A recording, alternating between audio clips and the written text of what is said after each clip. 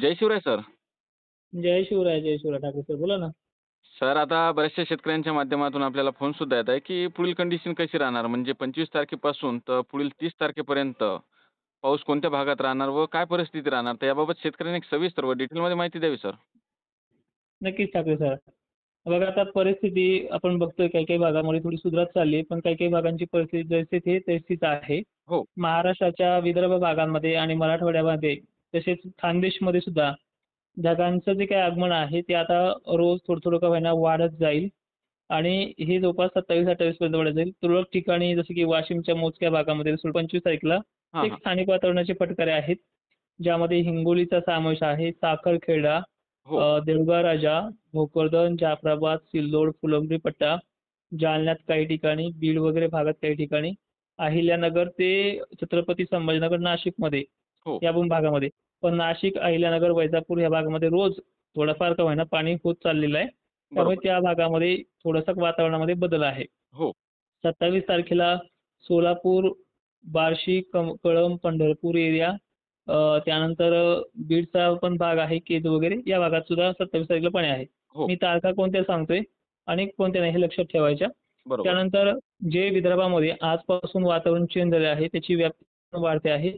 पण ह्या पावसाचा काहीही फायदा नाही कारण की फटकारे स्थानिक लेव्हलचे पाऊस आहेत. काहीच हं. फायदा नाही या पावसाचा. फक्त एक काय आहे, की आपल्या भागात पाऊस दिसत नव्हता, तो उद्यापासून थोडा-थोडा का दिसायला लागेल. बरोबर. महत्त्वाचं म्हणजे शेतकऱ्यांनी जवळपास जे काही 30-31 तारीख आहे, इथपर्यंत जे काही पडतील पावसं, हे पावसं कुठल्याच फायद्याचे नाहीत आणि तोपर्यंत मोठी आशा पण नाहीये. बरोबर. मात्र 31 तारखेनंतर थोडा एक बदल होतोय कारण की मान्सूनची जी काही गती आहे त्या तारखेपर्यंत केरळ ओलांडून कर्नाटकच्याही पलीकडे तळ कोकणापर्यंत येण्याचा अंदाज आहे. परिस्थिती 4 ते 6 जूनपर्यंत मान्सूनची महाराष्ट्रात एंट्री होणार आहे. 6 ते 7 तारखेला मान्सूनचा पाऊस विदर्भ होणार आहे आणि त्याच्याही अगोदर एक गुड न्यूज अशी आहे, हं. की हे जे ढग आहेत भुरकट कलरचे, पांढऱ्या कलरचे हो. 2-3 तारखेला 2च्याही आतमध्ये 1 तारखेला आणि 2 जूनला काळेभोर ढग मान्सूनची मृग काळेभोर ढगांचे आगमन होईल. ते एकसारखे वाहतील आणि संध्याकाळच्या पिरियडला थोडा-थोडा पाऊस देण्याचं काम करतील. आता एक बरोबर. मुख्य विषय असा येतोय, की ठीक आहे आता मी सुरुवातीला एका शब्दात सांगितले, की हा जो काही पाऊस पडतोय हा कुठल्याच फायद्याचा नाहीये. याच्यामध्ये आलं तर वार खूप येईल, नुकसान होईल जे बातम्यांमध्ये आपण पाहतोय. आणि बरोबर. तो मोठा नाहीये आपल्या भागाला.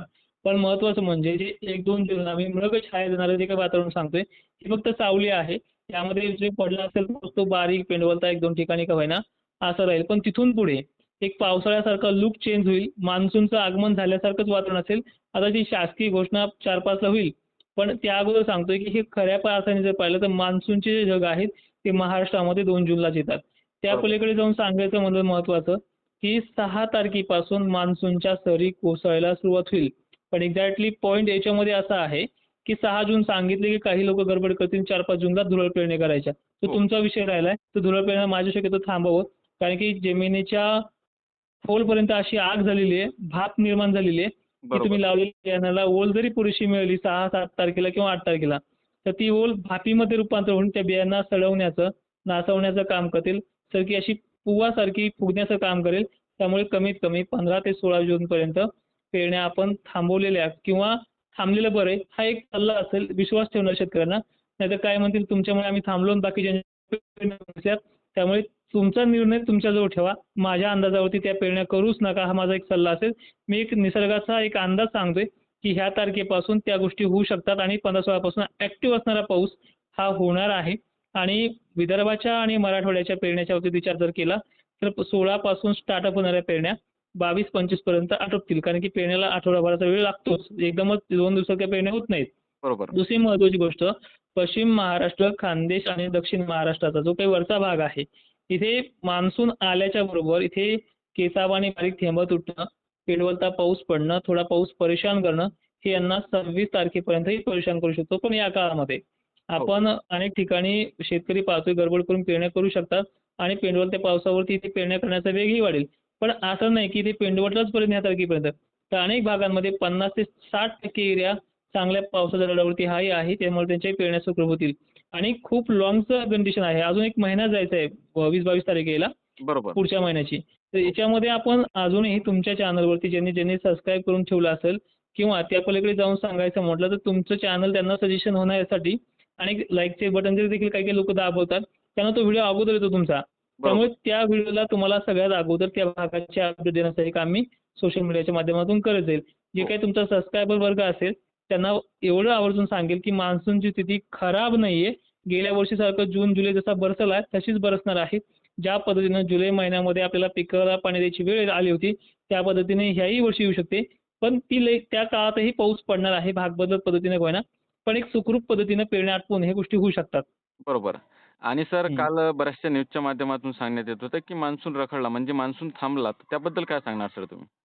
आजच बातमी चेक करा तुम्ही एबीपी माझाची. हो, मान्सूनने खूप गती घेतलीये. मान्सून अरबी समुद्राच्याही पुढे येतोय, असं सगळं चालू आहे. हे हो. पहा मी बातम्यावरती शेतकरी विश्वास ठेवत नाहीये आणि ज्यांना ठेवू शकता मी त्याबद्दल जास्त काही मोठं बोलू शकत नाही. बरोबर सर. मात्र हं. सर जूनच्या पहिल्या आठवड्यातनी काय परिस्थिती राहू शकते महाराष्ट्रामध्ये?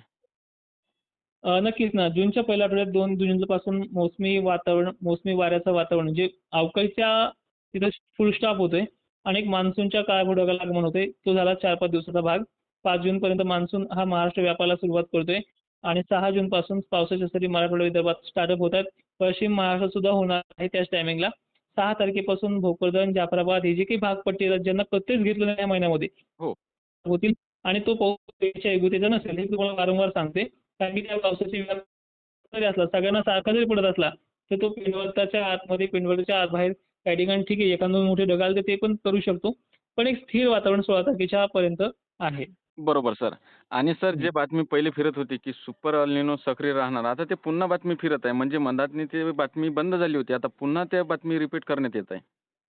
हे पहा आपली भूमिका ठाम आहे. जसं आज 2 वर्षी घडलंय, 2 वर्षापूर्वी तेच हो, घडणार आहे.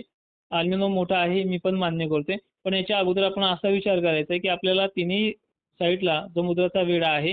एम-जी-ओ जो काही कंडिशन असते, जी काही एवढी पॉझिटिव्ह कंडिशन असते, त्या पोषक वातावरणात साथ देतील आणि खरं तर पाहिलं तर महाराष्ट्राचा इतिहास असा आहे, त्यातल्या जे भागांना मान्सूनचा पाऊस व्यवस्थित पडत नाही, रिटर्न मान्सून चांगला पडतोय. त्यामुळे त्या काळात अधिक तापमानामुळे आयोडी पॉझिटिव्ह राहण्याची शक्यता खूप जास्त आहे. हो. त्यामुळे हा एक फायदा देखील होऊ शकतो. निसर्ग आहे त्यामध्ये बदल होतीलच. पण जर दुष्काळी परिस्थिती असतील तर प्रामाणिकपणे सांगते, की मार्केटमध्ये बियाणे, खते हे उपलब्ध झाले नसते. शासनाने देखील शेतकऱ्यांना सांगितलं असतं, की खूप सुपर आणलेलं आहे. मागे कुठला एक 1877चा एक संदर्भ दिला होता. हो. 1972चा पण संदर्भ दिला जातोय.